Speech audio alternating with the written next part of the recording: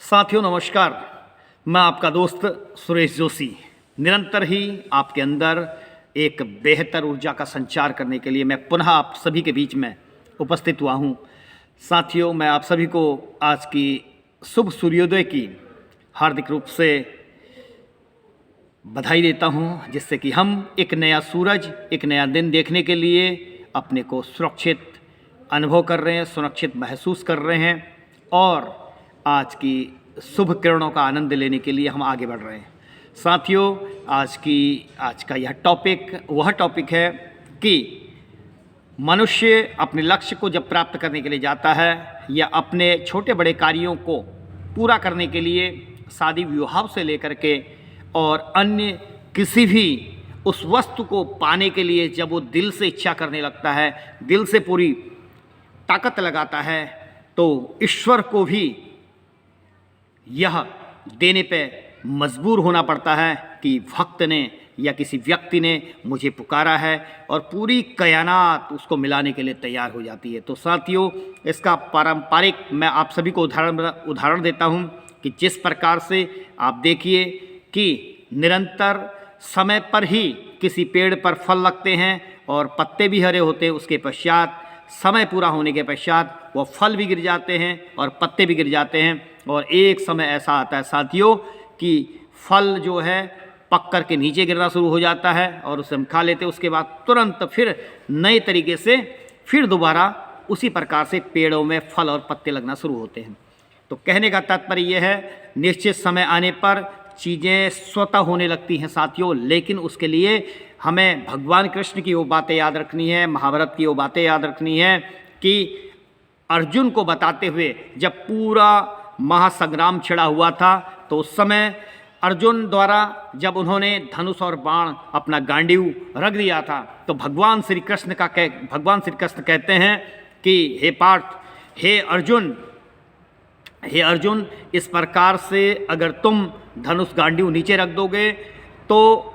यह एक विजेता की पहचान नहीं है, जबकि अपितु कि एक विजेता की वह पहचान है, आपके धनुर्धर की वह पहचान है कि आप अन्याय के खिलाफ युद्ध करें और अन्याय के खिलाफ लड़ाई करें। तभी उसी प्रकार से जब आप अन्याय के खिलाफ लड़ेंगे, अन्याय के खिलाफ युद्ध करेंगे, तो तब आप एक महान योद्धा की श्रृंखला में गिने जाएंगे। और जब आप महान योद्धा की तरह दुष्टों का संहार करेंगे, तो उस समय ही ईश्वर सत्य के साथ होता है, और हमेशा सत्य को विजय बनाने के लिए जब आप कोई भी कदम उठाते हैं तो आपकी संख्या भले ही कम हो। 5 पांडवों की संख्या कितनी थी? मात्र 5 थी, लेकिन सत्य ईश्वर उसके साथ था, और ईश्वर आप सभी जानते हैं कि ईश्वर जिसके साथ होगा तो निरंतर ही उसकी जीत होगी। तो जीत उस व्यक्ति की नहीं है, जीत सत्य की है। तो इसी प्रकार से मैं आप सभी को बता दूं कि साथियों, जब निरंतर हम सभी उस कार्य को, किसी भी कार्य को जब हम करने लगते हैं और पूरे तन मन से जब हम उस कार्य की ओर को अपनी दृष्टि डालते हैं, अपना लक्ष्य निर्धारित करते हैं, अपना टारगेट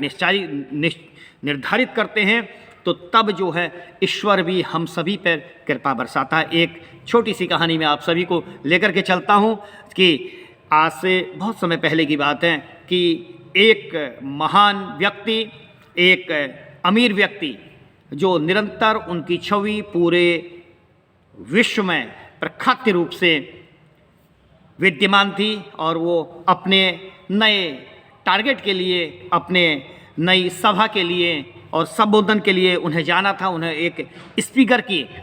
तौर पर देश में किसी स्थान पर जाना था। तो साथियों, जब वो वहाँ से जाते हैं तो जाते हुए उनकी फ़्लाइट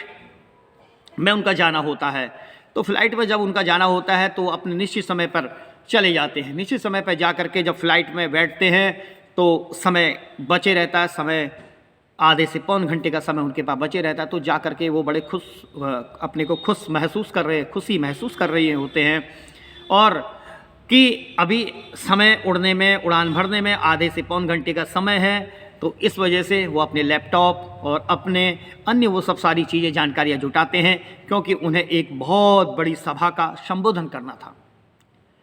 तो जाते जाते जब तैयारियां जब अपनी तेज़ी के साथ होने लगी।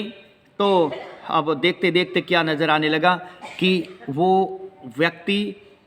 अपने जिस जगह पर जाना था उन्होंने उस जगह पर से उन्होंने जब तैयारियां चलने लगी तो अचानक से ही उस वायुयान का, उस हवाई जहाज़ का अचानक से उस हवाई जहाज़ में खराबी आ गई। और खराबी आने के पश्चात वह घंटा, आधा घंटा व्यतीत हुआ, फिर 1 घंटा व्यतीत हुआ। तो उस प्रकार से वो सभी यात्रियों को उसी जगह पर वापस उतरना पड़ा। तो जब वापस उतरना पड़ा तो उसके पश्चात वो सभी यात्री और वह महान व्यक्ति, जो व्यक्ति उन्हें स्पीकर के तौर पे दूसरी जगह जाना था, वहाँ संबोधन करना था, वहाँ 1000 व्यक्तियों को संबोधन करना था, 1500 व्यक्तियों को संबोधन करता, जहाँ उनके लिए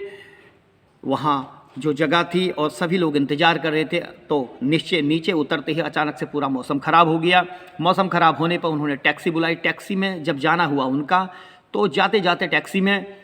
जब बैठे और उन्होंने कहा, सभी बातें टैक्सी वाले को सभी समझा दी कि मुझे इस जगह पे जाना है और ऐसे ऐसे करके वो सब सारी चीज़ें बता दी। इतने में बहुत ज़्यादा तूफ़ान आता है और तूफ़ान आता है तो तूफ़ान आने पर साथियों वो टैक्सी वाला निर्णय नहीं ले पाता कि मुझे जाना कहाँ है करके। और इसी प्रकार से जब वह देखता है कि यह मैं किस दिशा में जाऊं, मैं किस जगह पे जाऊं, इन बातों का पता नहीं चल पाता। तो उसके पश्चात साथियों वो करता क्या है कि जब टाइम होते होते टाइम जब ओवर होने लगता है और उसे पता लगता है कि यहाँ से अभी भी उसकी दूरी